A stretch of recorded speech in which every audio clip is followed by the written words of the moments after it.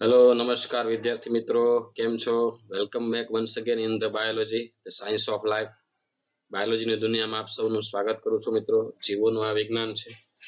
આપણે વનસ્પતિ અંતઃસંરચના વિશે શીખતા હતા. એમાં આપણે લાસ્ટ ટાઈમ વર્ધનશીલ પેશી જોઈ, રાઈટ? પ્રાથમિક, દ્વિતીય વર્ધનશીલ પેશી, ત્યાર પછી સરળ સ્થાયી પેશી જોઈ, એમાં મૃદુતક અને સ્થૂલકોણકની. તો ખાસ સાથે સાથે તૈયાર કરતા રહેજો. આગળ વધીએ આજને. આજનો આપણો ટોપિક છે મિત્રો સ્થાયી પેશીઓ, જે બાકી છે જડોતક, અને પછી આગળ વધીશું જટિલ પેશીઓમાં. ખાસ લાસ્ટ ટાઈમ જે ચાર્ટ ચલાવ્યો છે એ ચાર્ટ ખાસ કમ્પ્લીટ રાખજો મિત્રો. ચાર્ટ પરથી ઘણી બધી સરળતા રહેશે તમને તૈયારી કરવામાં અને યાદ રાખવામાં પેશીઓના પ્રકારોને. તો આગળ વધીએ. તો આજે જે છે આપણે આગળ વધીએ દ્રઢોતક પેશીમાં.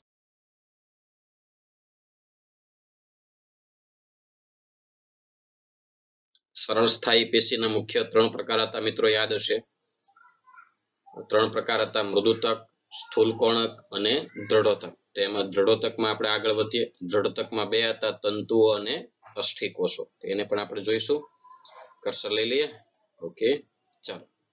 દ્રઢોતક પેશી સ્ક્લેરેન્ચાઇમા. મિત્રો નામ પરથી જ ખ્યાલ આવી જશે, દ્રઢ એ વનસ્પતિ અંગોને યાંત્રિક મજબૂતાઈ આપશે, દ્રઢતા આપશે.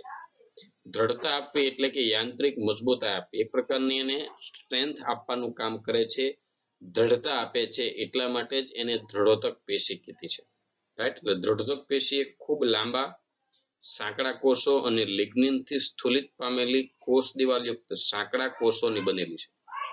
આમાં આકૃતિમાં તમે જુઓ મિત્રો, આંતરકોષીય અવકાશ ક્યાંય છે જ નહીં, રાઈટ? એકબીજાની નજીક નજીક અડકીને ગોઠવાયેલા કોષો છે. પેશીના એ ખૂબ લાંબા અને સાંકડા કોષો હોય છે. અને સ્થૂલન શેનું હોય? લિગ્નિનનું. યાદ રાખજો. મૃદુતકમાં કોઈ સ્થૂલન નહોતું. સ્થૂલકોણકમાં સેલ્યુલોઝ, હેમિસેલ્યુલોઝ અને પેક્ટિનનું સ્થૂલન. અને અહીંયા દ્રઢોતકમાં લિગ્નિનનું સ્થૂલન હોય છે. જાડી દિવાલ વાળા હોય છે. કોષ દિવાલમાં થોડા કે વધારે ગર્તો જોવા મળે છે. તો એમાં થોડા કે વધુ ગર્તો જોવા મળે. ગર્ત એટલે એક પ્રકારના ખાડા જેવી રચના. આ રીતના ગર્ત જોવા મળે પેશીમાં, રાઈટ? કોષ દિવાલમાં આ રીતે થોડા શું જોવા મળે છે? ગર્તો. ગર્તો એટલે ખાડા જેવી રચના. સામાન્યતઃ મૃત અને જીવરસ વગરના છે, યાદ રાખજો. આ જે કોષો જે છે એમાં જીવરસ ગુમાવી દે, વચ્ચે ખાલી છે, કશું જ નથી. કોષોએ પોતાનો જીવરસ ગુમાવી દીધો છે બહારની સાઈડ, રાઈટ? કોષોએ પોતાનો જીવરસ ગુમાવી દીધો છે. જીવરસ વગરના અને કેવા થઈ ગયા છે? મૃત. સામાન્યતઃ મૃત અને જીવરસ વગરના છે. લિગ્નિનના સ્થૂલનને કારણે કોષ દિવાલ મજબૂત, કઠણ અને પાણી માટે અપ્રવેશી હોય. ખાસ ધ્યાન રાખજો. લિગ્નિનનું સ્થૂલન જે છે એને દ્રઢતા આપશે. કોષ દિવાલ તમે આકૃતિમાં જોઈ શકો મિત્રો, એકદમ જાડી છે. લિગ્નિનનું સ્થૂલન થાય એટલે વધારે મજબૂત થાય, કઠણ થાય અને પાણી માટે અપ્રવેશશીલ છે. આ કોષો પોતાનો જીવરસ બધો ગુમાવી દે એટલે મૃત હોય. અને કોષો તમે જુઓ કેવી રીતે ગોઠવાયેલા છે, આકૃતિ પરથી જ ખ્યાલ આવશે કે એમાં ક્યાંય જગ્યા નથી. એટલે કોષો વચ્ચે આંતરકોષીય અવકાશ હોતો નથી, રાઈટ? તો આ દ્રઢોતક પેશીની વાત થઈ. કોષો લાંબા, સાંકડા, લિગ્નિનના સ્થૂલન વાળા, રાઈટ? કોષ દિવાલમાં ક્યારેક વધારે ગર્તો જોવા મળે. એ જીવરસ ગુમાવી દે છે. કોષમાંથી જીવરસ ગુમાવી દે એટલે કશું જ નથી હોતું. કોષ જીવતો કેમ હોય? કારણ કે એની અંદર જીવરસ હોય, બધા દ્રવ્ય હોય. જીવરસની અંદર બધી અંગિકાઓ હોય અને કોષ કામ કરતા, પણ જીવરસ જ ગુમાવી દે એટલે કોષ ખાલી થઈ જાય. ખાલી બહારની બાઉન્ડ્રી દિવાલ જ રહે એટલે કોષ મૃત હોય છે. લિગ્નિનના સ્થૂલનને કારણે દિવાલ જાડી હોય, મજબૂત હોય અને પાણી માટે કેવું હોય છે? અપ્રવેશીલ. લિગ્નિન એ પાણી માટે અપ્રવેશીલ છે, પાણીને અવર જવર થવા દે નહીં. એટલે એવા ભાગોમાં જ હોય કે જે મજબૂતાઈ આપવાની હોય, રાઈટ? અને એટલા નજીક ગોઠવાયેલા છે કે આંતરકોષીય અવકાશ જોવા મળતો નથી. ઓકે દોસ્તો, આગળ વધીએ. હવે સ્થાન જોઈએ. તો આ પેશી જે છે મિત્રો, આ પેશી વનસ્પતિના યાંત્રિક મજબૂતાઈ આપતા અંગોમાં જોવા મળે છે. ક્યાં જોવા મળે છે? યાંત્રિક મજબૂતાઈ આપતા અંગોમાં, રાઈટ? યાંત્રિક મજબૂતાઈ એટલે મેં તમને વાત કરી, જ્યાં દ્રઢતાની હોય, જ્યાં વધારે મજબૂતાઈ આપવાની જરૂર હોય વનસ્પતિને, ત્યાં આ પેશી જોવા મળે છે. પ્રકાર, રચના, ઉત્પત્તિ અને વિકાસને આધારે મુખ્ય 2 પ્રકાર આપણે અગાઉ વાત કરી એમ તંતુઓ અને અસ્થિકોષો. અસ્થિકોષો જે છે એને કઠકો પણ કહેવાય છે મિત્રો, રાઈટ? રચના, ઉત્પત્તિ અને વિકાસ 3 બાબતોને આધારે એના મુખ્ય 2 પ્રકાર પડ્યા છે, તંતુઓ એટલે કે દ્રઢોતક તંતુઓ અને બીજું અસ્થિકોષો અથવા કઠકો. અહીંયા બંને આપણે જોઈએ. જો આ દ્રઢોતક પેશી છે, લાંબા તાતણા જેવા તંતુઓ છે અને પછી અસ્થિકોષો છે. તો જોઈએ આપણે તંતુઓ, દ્રઢોતક તંતુઓ પણ એને કહેવાય. તે વિવિધ અંગોમાં જોવા મળે છે. લાંબા પાતળા અણીવાળા હોય અને એની દિવાલ જાડી લિગ્નિનની સ્થૂલિત હોય. જો આ બાજુમાં આપ્યા છે આકૃતિમાં, આ સી જે છે એ તંતુઓ છે. એમાં જો વચ્ચે ગર્ત ખાડા છે, આપણે જે અગાઉ વાત કરી એ રીતના ગર્ત હોય કે કોષ દિવાલમાં જે લિગ્નિનનું સ્થૂલન ન હોય ત્યાં ખાડો પડી જાય. તો આ રીતે જે છે એ ભાગમાં શું જોવા મળે? આ રીતની ગર્ત જોવા મળે છે. રાઈટ. આંતરકોષીય અવકાશ હોય, કોષ દિવાલ જાડી હોય છે અને અંદર શું જોવા મળે છે? ગર્ત જોવા મળે છે. તો મિત્રો, કોષ દિવાલ જે છે એ જાડી અને લિગ્નિનના સ્થૂલન વાળો અને વચ્ચે વચ્ચે ગર્ત જોવા મળે છે. જો બંને છેડા અણીવાળા છે, પાતળા અણીવાળા કોષો છે, લાંબા તાતણા જેવા, એટલે એને તંતુ કોષો કહેવાય. વિવિધ અંગોમાં હોય, એનું કામ પણ મજબૂતાઈ અને દ્રઢતા આપવાનું છે. તો આ હતા દ્રઢોતક તંતુઓ. આગળ વધીએ. અસ્થિકોષો અથવા કઠકો. રાઈટ. અસ્થિકોષો અથવા કઠકો એને કહેવાય. કાચલના કવચયુક્ત ફળ એટલે નટ્સ, એના ફલાવરણમાં, જેમ કે અખરોટ છે, એ કવચયુક્ત ફળ કહેવાય, નટ્સ કહેવાય. તો જેમાં કવચ આવે એ કવચયુક્ત ફળ એટલે કે કાચલના ફલાવરણમાં, જામફળમાં, નાશપતિ, ચીકુ જેવા ફળોના ગર પ્રદેશ એટલે કે કેન્દ્ર ભાગમાં, શીંબી વનસ્પતિના બીજાવરણમાં અને ચાના પર્ણમાં એ આવેલા હોય છે. આ અસ્થિકોષોનું સ્થાન આપ્યું છે મિત્રો. અસ્થિકોષો અથવા કટકોનું આ શું આપ્યું છે? સ્થાન આપ્યું છે. ક્યાં આવેલા હોય છે?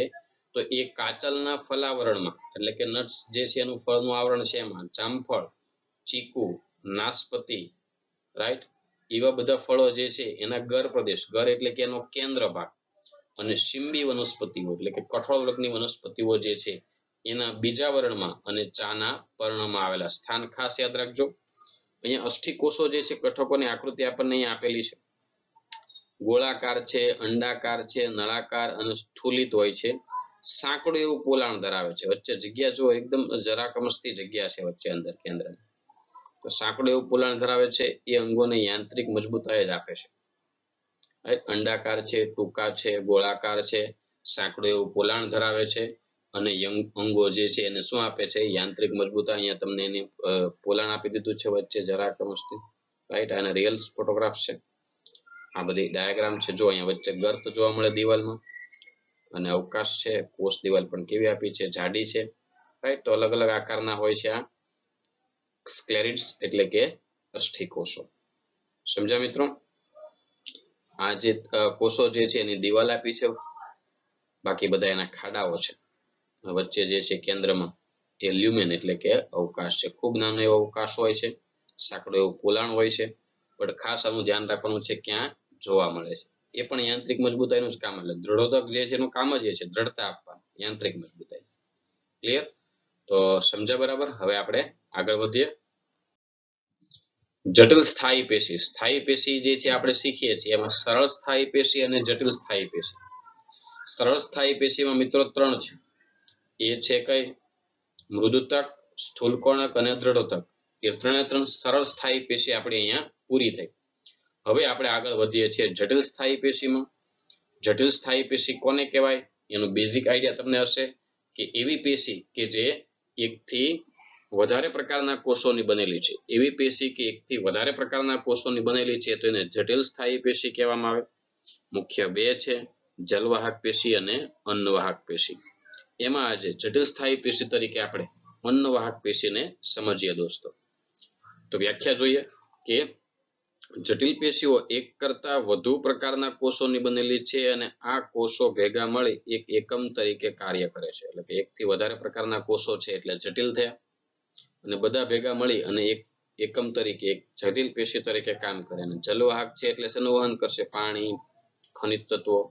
રાઈટ. એટલે પેશી પાણી, ખનિજ તત્વો, પોષક તત્વો, કાર્બનિક પદાર્થોના વહન સાથે સંકળાયેલી પેશી અને વાહક પેશી કહેવામાં આવે. અહીંયા વ્યાખ્યા કરી છે વાહક પેશીની, કે જે પાણી લઈ જાય, ખનિજ તત્વો લઈ જાય, પોષક તત્વો લઈ જાય, કાર્બનિક પદાર્થો લઈ જાય.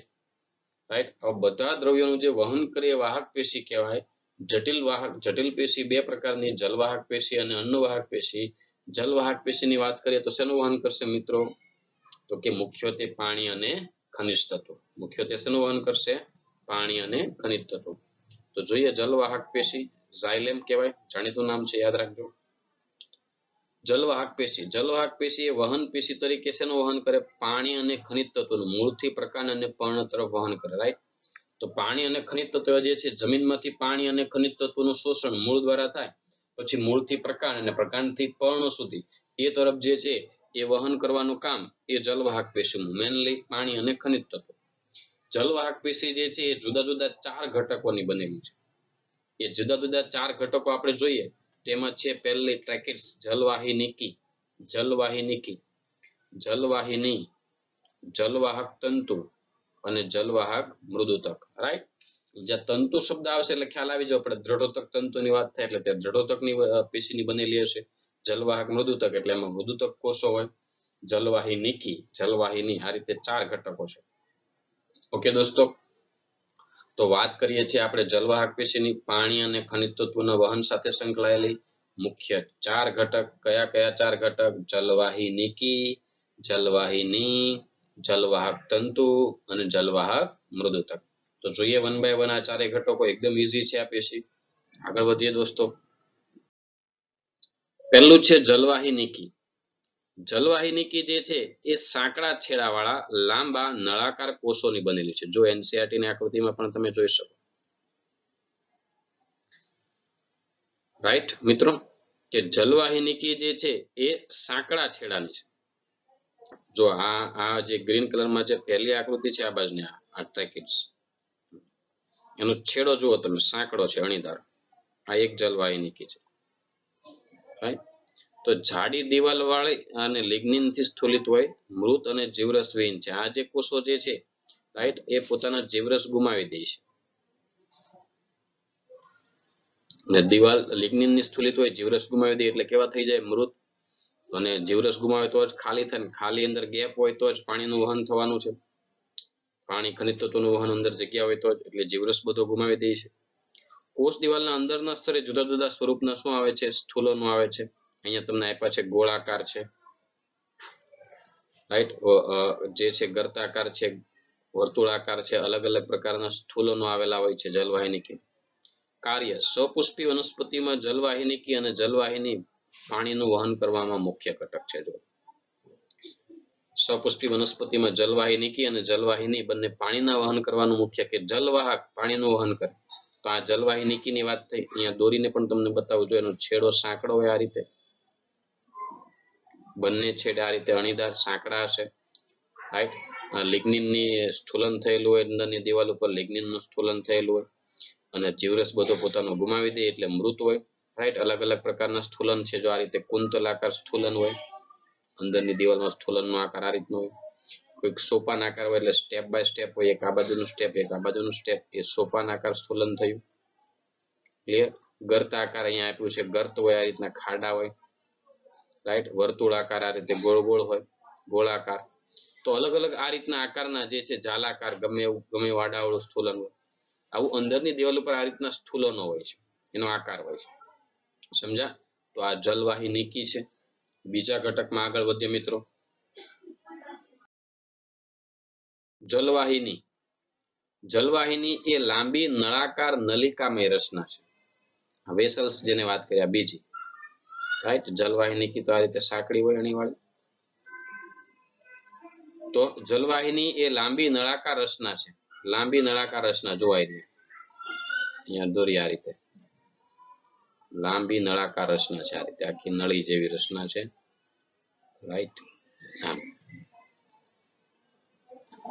લાંબી નળાકાર રચના છે અને જલવાહક ઘટકો કહેવાતા એકમોની એ બનેલી છે. જલવાહક ઘટકો જે છે એની એ બનેલી છે. લાંબી નલિકામય રચના છે. દરેક ઘટક લિગ્નિન યુક્ત દિવાલ છે અને મધ્યમાં વિશાળ અવકાશ છે. અહીંયા પણ એ જીવરસ ગુમાવી દે છે, જેવી જલવાહિનીકીમાં હતો એવું, કે જલવાહિનીના કોષો જીવરસ ગુમાવી દે છે. જીવરસ ગુમાવી દે એટલે એ જે છે કેવા થઈ જશે? મૃત થઈ જશે. લિગ્નિનનું સ્થૂલન હોય છે. જલવાહક ઘટકો તેમની સામાન્ય દિવાલમાં આવેલા છિદ્રો દ્વારા આંતરિક રીતે એકબીજા સાથે જોડાયેલા હોય. એટલે કે અહીંયા આ રીતે ત્રાંસી દિવાલ હોય, એમાં વચ્ચે વચ્ચે છિદ્રો હોય, ગેપ હોય.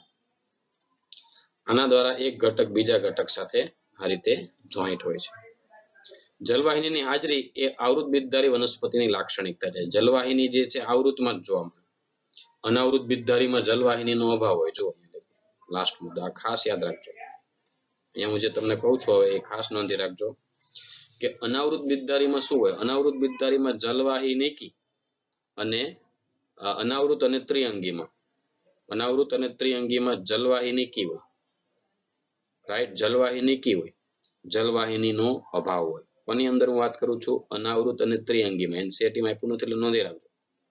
અનાવૃત બીજધારી અને ત્રિઅંગીની અંદર વાહક પેશી તરીકે જલવાહિનીકી હોય, જલવાહિનીનો અભાવ હોય. રાઈટ, જ્યારે આવૃત બીજધારીમાં વાહક પેશી તરીકે શું આવેલી હોય? જલવાહિની. રાઈટ, આ જલવાહિની એ અનાવૃતમાં હોતી નથી. ક્લિયર? તો hope you understand very well. ફરીથી જોઈએ તો જલવાહિની લાંબી નળાકાર રચના છે. આ બીજી આકૃતિ. ઘટકો, જલવાહક ઘટકો, આ એક ઘટક છે, નીચેનો બીજો ઘટક, આ રીતે એકબીજા સાથે જોડાયેલા હોય. મધ્યમાં વિશાળ અવકાશ હોય, લિગ્નિન યુક્ત દિવાલો હોય. એ જીવરસ ગુમાવે એટલે એ પણ કેવા થઈ જાય છે? મૃત થઈ જાય છે. એકબીજા સાથે સામાન્ય દિવાલ દ્વારા જોડાયેલા છે અને આવૃત બીજધારીમાં આવેલું છે, અનાવૃતમાં આવેલા નથી. યાદ રહ્યું? આગળ વધીએ પછીના ઘટકોમાં. ત્યાર પછીનો ઘટક છે મિત્રો જલવાહક તંતુ. હવે તંતુ શબ્દ આવ્યો, જલવાહક તંતુ એટલે ક્લિયર થઈ ગયું. બોલો, જલવાહક તંતુ એટલે દ્રઢોતક તંતુની વાત થાય. રાઈટ, એટલે જલવાહક તંતુ જે છે એ દ્રઢોતક તંતુઓ છે, એટલે ખૂબ જ સ્થૂલિત દિવાલો ધરાવતા અને ઓછા કોષ કેન્દ્રીય અવકાશયુક્ત તંતુઓ છે. જો અહીંયા ઝાયલમ ફાઈબર લખ્યા છે, જલવાહક તંતુ આપણે જોઈ ગયા. તેઓ પડદાયુક્ત કે પડદા વિહીન હોય. વચ્ચે જે છે આ રીતની ખાંચ હોય, પડદા હોય અથવા તો પડદા વિહીન. દ્રઢોતક છે એટલે કાર્ય તો તમને ખબર જ હશે, શું? યાંત્રિક મજબૂતાઈ આપવાની. ઓકે, તો જલવાહક તંતુઓ છે, દ્રઢોતક તંતુઓ છે. તંતુ એટલે દ્રઢોતક પેશીની વાત થઈ એટલે ખૂબ જ સ્થૂલિત હોવાની, એમની વચ્ચે આંતરકોષીય અવકાશ હોવાનો નથી. એ પડદાયુક્ત છે અથવા પડદાવિહીન અને શું કામ કરશે? યાંત્રિક મજબૂતાઈ આપવાનું એ કામ કરે છે કે દ્રઢોતક છે. ત્યાર પછી છે ચોથો ઘટક છે એ છે જલવાહક મૃદુતક. તો એ સીધી વાત છે, મૃદુતક કોષોનો બનેલો હોય. મૃદુતક કોષો જીવંત અને પાતળી દિવાલ વાળા હોય. કોષ દિવાલ શેની બનેલી હોય? સેલ્યુલોઝની. એઝ ઇટ ઇઝ મૃદુતકમાં જે હોય મોસ્ટ ઓફ લક્ષણો આમાં આવશે. સમજ્યા મિત્રો? જલવાહક તંતુ એટલે દ્રઢોતક, એટલે દ્રઢોતકના લક્ષણો એમાં. જલવાહક મૃદુતક એટલે મૃદુતક જેવું રચના આવશે અને કાર્ય. મૃદુતકનું કામ શું છે? તો કે સંગ્રહનું. તો તે સ્ટાર્ચ, ચરબી કે ટેનિન, એટલે કે સ્ટાર્ચ, લિપિડ અને ટેનિન જેવા પદાર્થો જે છે સંગ્રહ કરે. ખાસ પૂછાઈ ગયેલો સવાલ છે, નોંધી રાખજો આ મુદ્દો ખાસ મિત્રો. રાઈટ, સ્ટાર્ચ, લિપિડ એટલે કે ચરબી અને ટેનિનનો સંગ્રહ કરે. પાણીનું અર્યવહન મજ્જાંશુના મૃદુતક કોષોને આભારી છે. યાદ રાખજો, ખાસ મહત્વનો મુદ્દો છે. એ હમણાં નહીં સમજાય તમને, એ આગળ રચનાઓ ચાલશે ત્યારે. પાણીનું અર્યવહન, રાઈટ, એ મજ્જાંશુ એટલે કે મજ્જાનો કેન્દ્ર ભાગ હોય. અહીંયા હું દોરવાનો ટ્રાય કરું છું. આ રીતે આ કેન્દ્ર ભાગ છે મૂળ પ્રકાંડ પર્ણનો. તો એમાંથી નીકળતો અંશ આ રીતે અર્ય રીતે કિનારી તરફ, જો ત્રિજ્યાવર્તી એટલે આ રીતે અર્ય રીતે નીકળતો અંશ એને કહેવાય મજ્જાંશુ. મજ્જા એટલે કેન્દ્ર ભાગ, કેન્દ્રમાંથી નીકળતો અંશ એટલે મજ્જાંશુ. એમાં કયા કોષો હોય? તો કે મજ્જાંશુમાં મૃદુતક કોષો. મૃદુતક કોષો દ્વારા આ રીતે અર્ય ભાગમાં પાણીનું વહન થાય છે. એ જલવાહક મૃદુતક. ક્લિયર? તો જલવાહક મૃદુતકના કોષો જે છે, જલવાહક મૃદુતક, તો મૃદુતક કોષોની બનેલી છે, જીવંત પાતળી દિવાલ વાળા છે. કોષ દિવાલ સેલ્યુલોઝની બનેલી છે. ખાસ મહત્વનો મુદ્દો યાદ રાખવાનો છે મિત્રો, નોંધી રાખજો, ભૂલતા નહીં. એ કયા પદાર્થનો સંગ્રહ કરે છે? સ્ટાર્ચ, લિપિડ અને ટેનિન જેવા પદાર્થનો શું કરે છે? સંગ્રહ કરે છે. અને પાણીના અર્યવહનમાં તેમાં શું આવેલું છે? મજ્જાંશો આવેલું છે. ક્લિયર?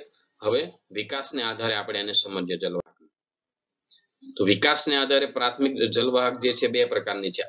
આદિદારુ પ્રોટોઝાઇલમ અને અનુદારુ મેટાઝાઇલમ. વિકાસને આધારે આ પ્રકાર છે. એનસીઈઆરટીમાં તમને સળંગ આપેલા છે, અહીંયા પણ આપણે લઈએ છીએ. રાઈટ, શેના આધારે પ્રકાર છે મિત્રો? વિકાસને આધારે. કે એ જલવાહક પેશી કઈ રીતે બને છે? એ વિકાસને આધારે જે છે મુખ્ય બે પ્રકાર છે. આદિદારુ જે પહેલા બન્યા આદિ કક્ષાના હોય એ આદિદારુ, પછી જે બને એ અનુદારુ. રાઈટ, તો જો પહેલા નિર્માણ પામતા પ્રાથમિક જલવાહક ઘટકને શું કહેવામાં આવે? આદિદારુ પ્રોટીઝાઇલમ. અને પછી જે નિર્માણ પામે એ ઘટકને શું કહેવાય? અનુદારુ. રાઈટ, એના આધારે એની જલવાહકની ગોઠવણી છે, અંતરારંભી અને બહિરારંભ. પ્રકાંડમાં આદિદારુ કેન્દ્ર તરફ અને અનુદારુ પરિઘ તરફ હોય એવી સ્થિતિને અંતરારંભી કહેવાય. રાઈટ? તો અહીંયા ખાસ યાદ રાખવાનું છે, આ જલવાહકના ઘટકો સમજજો કે આગળ આ કન્સેપ્ટ આવવાનો છે વારંવાર, એટલે ફરીથી કહું. આદિદારુ એટલે પહેલા બન્યા હોય. પહેલા બન્યા હોય એ કદમાં કેવા હોય? નાના. અને પછી જે બન્યા હોય એ કદમાં કેવા થઈ જાય? મોટા. રાઈટ? અહીંયા અંતરારંભી છે એટલે માન લો કે આજે અહીંયા બાજુમાં જે મેં વર્તુળ આપ્યું છે એ વર્તુળ માન લો કે પ્રકાંડનું છે, મૂળનું છે. રાઈટ? આપણે પ્રકાંડનું લઈ લીધું. અહીંયા કેન્દ્ર ભાગ, આ એનો કેન્દ્ર ભાગ થયો. રાઈટ? તો કેન્દ્ર ભાગ અને આ કિનારી જે છે, જે આ કિનારી વર્તુળની કિનારી એનો પરિઘ ભાગ થયો. તો કેન્દ્રમાં આદિદારુ છે. આદિદારુ એટલે કદમાં નાના હોય. રાઈટ? અને પરિઘ તરફ જાઓ એ પછી બને એટલે મોટા થાય. એટલે પહેલા બન્યું હોય તે નાનું હોય, સમજ્યા? પછી જે બને ધીરે ધીરે કદમાં કેવા થતા જાય? મોટા. તો આરંભ ક્યાંથી થયો? આદિદારુ અંદર છે અને મોટા હોય એ અનુદારુ, એ ક્યાં છે? કિનારી તરફ, બહાર. એટલે આરંભ કયો થયો? અંતરારંભી. એટલે અંદરથી આરંભ થયો એટલે અંતરારંભી. એટલે જલવાહક પેશીના વિકાસનો આરંભ અંદરથી થયો. રાઈટ? અંતરારંભી. સમજ્યા? ફરીથી સમજાવું છું, સમજજો બરાબર. એકદમ ઈઝી છે કે જલવાહક પેશી, પ્રાથમિક જલવાહક પેશીના વિકાસને આધારે બે આદિદારુ અને અનુદારુ. આદિ એટલે આદિ કક્ષાનું પહેલા બન્યું હોય અને અનુદારુ એટલે પછી બને. તો પહેલા બન્યું એ કદમાં નાનું હોય, પછી ધીરે ધીરે ધીરે ધીરે ધીરે પછી જે બન્યું હોય એ કદમાં કેવું થઈ જાય? મોટું, આગળ વિકાસ પામે. ઇન શોર્ટ, આદિદારુ એ પહેલા બને અને પછી બને તે અનુદારુ. હવે એની ગોઠવણી જોઈએ તો જો અહીંયા કેન્દ્રમાં જે ભાગ તરફ હોય, કેન્દ્ર ભાગ તરફ હોય એ કદમાં નાનું હોય, પછી જેમ જેમ જે પરિઘ તરફ જાઓ, પરિઘ એટલે કિનારી તરફ, એમ એ કદમાં મોટા થતા જાય. રાઈટ? એટલે એનો આરંભ, એનો વિકાસનો આરંભ ક્યાંથી થયો? અંદરથી થયો. એટલે એને શું કહેવામાં આવે? અંતરારંભી. ક્લિયર? એક્ઝેક્ટ આનાથી બિંદુ ઊંધું જે છે એ બહિરારંભી. તો અંતરારંભી એન્ડાર્ક અહીંયા જુઓ, અહીંયા જે ઇમેજ આપી છે એમાં જુઓ, જો કેન્દ્રમાં નાના છે આદિદારુ, જેમ જેમ પરિઘ તરફ જાય મોટા થતા જાય. એટલે કે અનુદારુ કદમાં મોટા છે, પછી બન્યા હોય એ બહારની તરફ. એટલે બહારની તરફ જે છે અનુદારુ છે, મેટાઝાઇલમ. રાઈટ? એ અનુદારુ બહારની સાઈડ છે અને પ્રોટોઝાઇલમ આદિદારુ એ અંદરની તરફ છે. સમજી ગયા? હવે આગળ જઈએ. એક્ઝેક્ટ આનાથી ઊંધું બહિરારંભી. બહિરારંભી એટલે અહીંયા એક રીતે આ ડાયાગ્રામ, આ એક્ઝાર્ક, એમાં મૂળની અંદર જોવા મળે. મૂળમાં આદિદારુ પરિઘવર્તી દિશામાં અને અનુદારુ જે છે કેન્દ્ર તરફ. એટલે આદિદારુ પરિઘ એટલે કિનારી તરફ આદિદારુ હોય, આ રીતે નાના હોય તે કિનારી તરફ પરિઘવર્તી બાજુ. જેમ જેમ અંદર જાઓ અનુદારુ એ કદમાં કેવા થતા જાય? મોટા. એટલે આરંભ બહારથી થયો એટલે બહિરારંભી. જો અહીંયા નીચેની ઇમેજમાં. રાઈટ? એટલે આદિદારુ પરિઘવર્તી તરફ, અનુદારુ કેન્દ્ર તરફ, કેન્દ્ર એટલે મજ્જા તરફ. આવા પ્રકારની પ્રાથમિક જલવાહક એને બહિરારંભી કહેવાય. સમજ્યા? ફરીથી સમજાવું. જુઓ અહીંયા પરિઘવર્તી ભાગ તરફ આદિદારુ છે, પછી જેમ જેમ તમે અંદર તરફ આવો એમ કદમાં કેવું થતું જાય છે? મોટું થતું જાય. એટલે એને કયો આરંભી કહેવાય? બહિરારંભી. સમજ્યા? તો આ રીતે અંતરારંભી અને બહિરારંભી પ્રાથમિક જલવાહક વિકાસને આધારે છે. Hope you understand very well. ખાસ સમજજો, આગળનો કન્સેપ્ટ આવશે એટલે ખાસ સમજીને યાદ રાખજો. સો ધેટ્સ ઓલ ફોર ટુડે મિત્રો. તો આજે દ્રઢોતક પેશી, સરળ સ્થાયી પેશીમાં અને જટિલ સ્થાયી પેશીમાં એક પેશી આપણે પૂરી કરી, જલવાહક પેશી. એના 4 ઘટકો, એનો આરંભ અને ઘટકો ખાસ યાદ રાખજો. MCQ ની અંદર, સવાલોની અંદર પૂછાતા હોય. તો નવા વિડિયો લેક્ચર સાથે ફરી મળીએ. ત્યાં સુધી till then take care and bye bye. આવજો. Plant tissue is a group of cells which are complete in growth and usually incapable of meristematic activity. Permanent tissue is of two types: simple permanent tissues, where all cells are similar in structure and function, and complex permanent tissues, which are composed of different types of cells. Let's learn more about simple tissues. There are 3 types of simple permanent tissues: parenchyma, parenchyma, and sclerenchyma. Parenchyma is the most common ground tissue. It performs functions such as photosynthesis, storage, and secretion. The cells of the parenchyma have the same dimensions or the same length, width, and height which means that they are isodiametric. Parenchymatous cells are of different shapes, such as sphere, oval, round, polygonal, or elongated.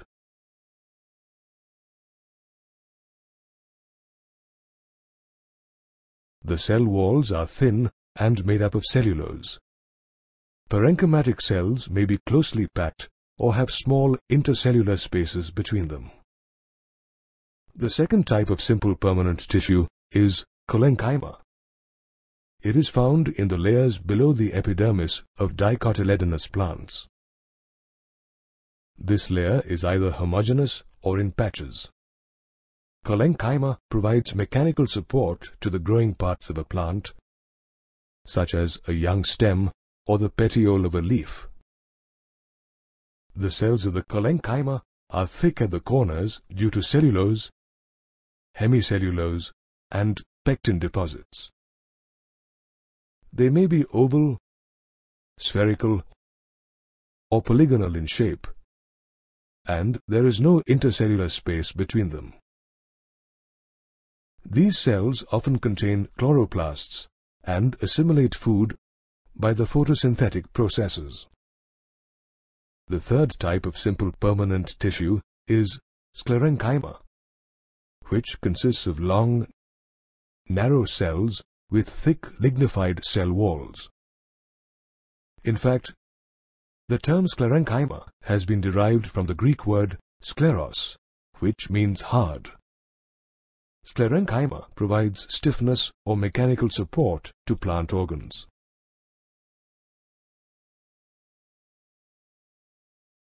The cell walls of sclerenchyma have a few or many pits. These cells are generally dead and without any protoplasts.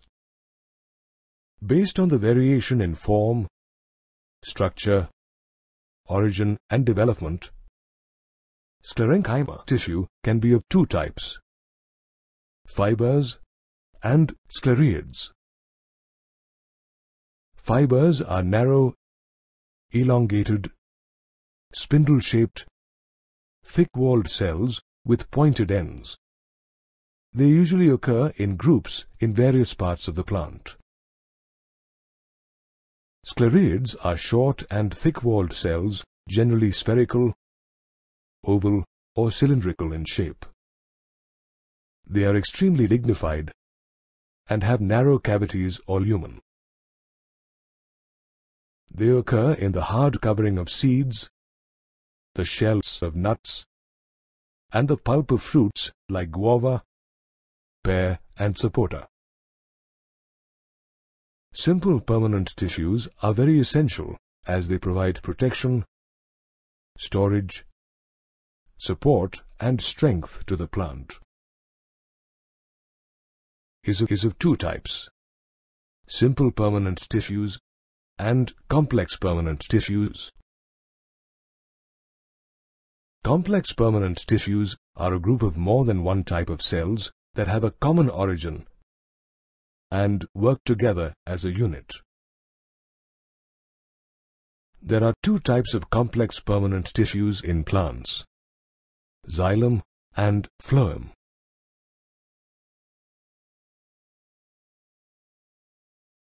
Xylem performs the function of conduction of water and minerals from the roots to the stem and leaves. It also provides mechanical strength to the plant. Xylem consists of four different types of cells: tracheids, vessels, xylem fibers, and xylem parenchyma. Tracheids are elongated, angular, lignified cells with tapering ends. They are dead and without any proptoplasm. The inner layers of the cell walls in tracheids vary in thickness.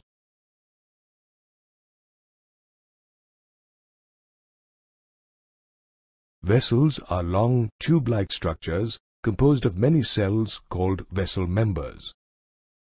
Vessel members have lignified walls and a large central cavity.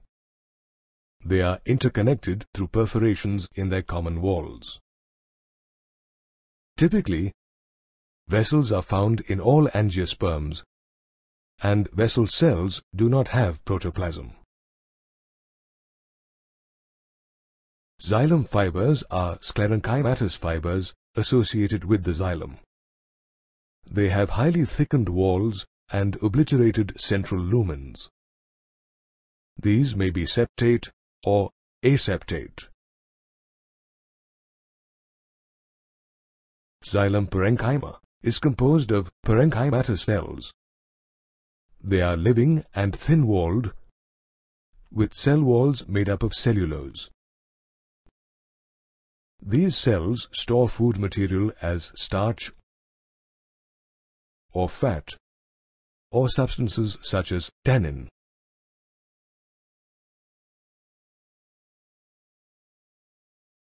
Some xylem cells are arranged in the form of a ray through which radial conduction of water takes place. These cells are known as xylem ray parenchymatous cells. They are produced from the differentiation of vascular cambium.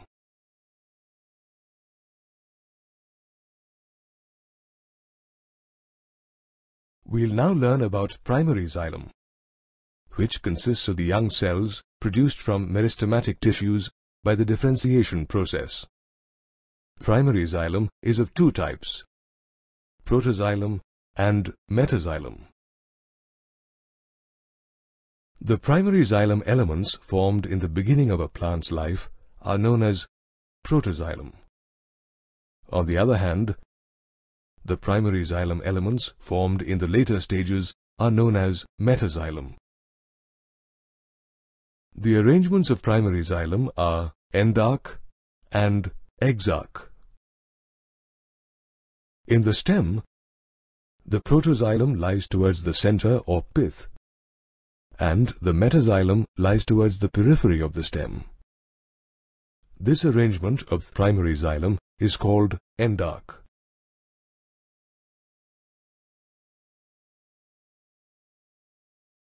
Let's talk about the roots now. Here, the protoxylem lies towards the periphery, and the metaxylem lies towards the center. This arrangement of primary xylem is known as exarch.